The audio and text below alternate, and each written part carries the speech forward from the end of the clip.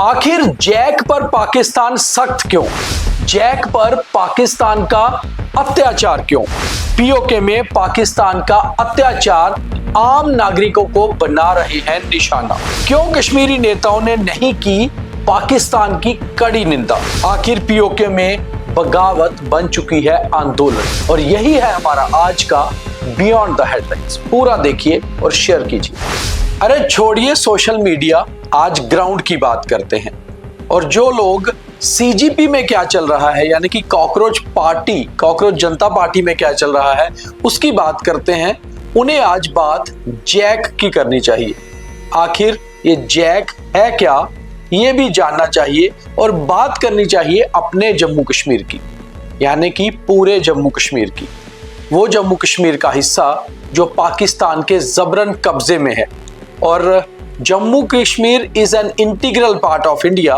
ये भारत के संसद का 1994 का एक रेजोल्यूशन है जो सर्वसहमति से पास हुआ है।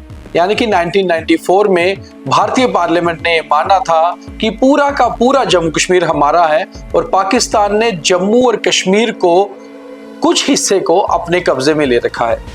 अब वहां पर जो बगावत के सुर है वो आंदोलन बन गए हैं। और उस आंदोलन का एक घिनौना चेहरा कल सामने उस समय आया जब पीसफुली प्रोटेस्ट कर रहे लोगों पर पाकिस्तानी सेना और पाकिस्तान के रेंजर्स ने गोलियां दागी, जिसमें 11 से लेकर 30 के करीब लोग मौत के घाट उतार दिए गए और 200 से अधिक लोग घायल हुए हैं। हालात अभी भी नाजुक है।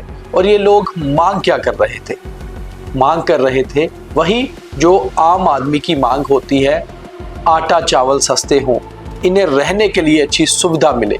तो पाकिस्तान किस कदर अत्याचार पीओके के लोगों पर बरसा रहा है, कर रहा है, ये समझना बहुत जरूरी है। और कम से कम कश्मीर के उन नेताओं को भी खुलकर सामने आना चाहिए जो गाजा में या फिर दूर दराज देशों में कभी कुछ होता है तो बात रखते हैं। ये पाकिस्तान अधिकृत कश्मीर के लोगों की बात है जो तो हमारे अपने हैं, क्योंकि वो हिस्सा हमारा ही है जिसे पाकिस्तान ने कब्जे में ले रखा है। तो सबसे पहले बात शुरू करते हैं जैक से। जैक क्या है जिससे सारा मामला शुरू हुआ? जॉइंट अवामी एक्शन कमेटी एक सिटीजन का ग्रुप है पीओके का, पाकिस्तान ऑक्यूपाइड कश्मीर का, जो वहां के बाशिंदों के लिए, वहां के सिटीजन के लिए, नागरिक के लिए अच्छी लाइफ, अच्छे जीवन की बात करते हैं। और इस ग्रुप में पढ़े लिखे लोग हैं। शौकत नवाज मीर ये चीफ लीडर और स्पोक्स पर्सन हैं जैक के। और ये लगातार ये मांग करते थे कि आखिर वहां के लोगों को सुख सुविधाएं जो पाकिस्तान में मिलती हैं वो क्यों नहीं मिलती। जब आपने किसी हिस्से को जबरन कब्जे में ले रखा है और आप कहते हैं कि वहां पूरी तरह से डेमोक्रेसी है, वहां आपने अपना एक नुमाइंदा प्रधानमंत्री के तौर पे बिठा रखा है, वहां आपने अपना आईजी लगा रखा है, वहां आपने अपना एसएसपी लगा रखा है, एडमिनिस्ट्रेशन आपकी है, तो फिर आखिर लोग किसके हैं? अगर वो लोग आपके नहीं हैं तो वो हिस्सा भी आपका नहीं है। तो आपने भारत के हिस्से को जबरदस्ती अपनाया हुआ है, जबरदस्ती कब्जा किया हुआ है। अब वो दिन दूर नहीं जब पीओके वापस भारत में आ जाएगा और फिर अखंड जम्मू कश्मीर बनेगा। खैर, भारत हमेशा से इस बात को लेकर एक आम सहमति हमारे देश में है और हमने ये बात यूएन में भी बताई है कि जम्मू कश्मीर का एक हिस्सा पाकिस्तान के कब्जे में जबरदस्ती है।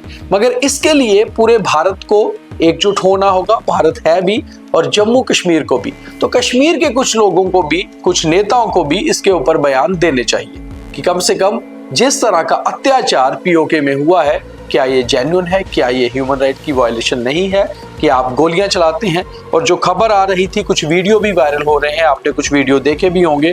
और एक खबर ये भी आ रही थी कि वहां के आईजी लियाकत अली मलिक हैं जो पीओके के, उन्होंने भी कल जब प्रोटेस्ट हुआ तो पाकिस्तान की सेना और रेंजर्स को कहा कि उनकी पुलिस वहां लोगों पर गोली नहीं चलाएगी। वो पीछे हट गए। पाकिस्तान के रेंजर्स और पाकिस्तान की सेना ने टेक ओवर किया, लोगों पर गोलियां चलाई, 30 के करीब लोग मारे गए, 200 से अधिक लोग घायल हो गए। मगर ये आईजी लियाकत अली मलिक भी कहीं ना कहीं पाकिस्तानी रेंजर्स की ही सिक्योरिटी में अपनी जान बचा रहा है, क्योंकि लोगों में, नागरिकों में बेहद गुस्सा है और उनका गुस्सा बिल्कुल जायज है। कारण ये कि आप दाल चावल आटे के भाव को लेकर प्रदर्शन कर रहे हैं और आपके ऊपर गोलियां बरसाई जाती हैं। हमने आज बियॉन्ड द हेडलाइन में टॉपिक इसलिए भी चुना क्योंकि हमारे ही हिस्से में ये कुछ हो रहा है। जब हम ये मानते हैं कि J&K is an integral part of India, तो फिर पूरा का पूरा J&K है और POK हमारा हिस्सा है। ये हमारी संसद का रेजोल्यूशन भी है। तो ऐसे में क्या कश्मीर की वो पार्टियां, National Conference, People's Democratic Party, Apni Party, ये सभी, पीपल्स कॉन्फ्रेंस, ये सभी पार्टियां वो पार्टियां हैं जो हर बार कश्मीर के लोगों को एकजुट मानती हैं और यहाँ के कश्मीर ही नहीं, जो जबरन पाकिस्तान के कब्जे में POK है उसके हिस्से को भी अपना मानती हैं। तो क्या इनका दायित्व नहीं बनता था कि ये कम से कम एक मैसेज, एक बयान देते और उस बयान के एक सख्ती होती पाकिस्तान के खिलाफ, पाकिस्तान के विरोध में वो बयान होता कि आखिर किस तरह का अत्याचार आप कश्मीर के लोगों पर कर रहे हैं, क्योंकि हैं तो वो नागरिक भी हमारे ही लोग। ये जहां पर सारा मामला हुआ है कल, ये एक तो रावलाकोट इलाका है, एक मुजफ्फराबाद, और अगर आपको याद होगा तो कुछ साल पहले तक पुंछ रावलाकोट बस चला करती थी और उड़ी मुजफ्फराबाद भी व्यापार और बस चला करती थी। ये वही लोग हैं जो 1947 में बट गए थे। इनके बहुत से परिवार भारत में जम्मू में रहते हैं, कश्मीर में रहते हैं और इनके कुछ रिश्तेदार रावलाकोट और पुंछ में रहते हैं और कुछ लोग रावलाकोट और मुजफ्फराबाद में रहते हैं।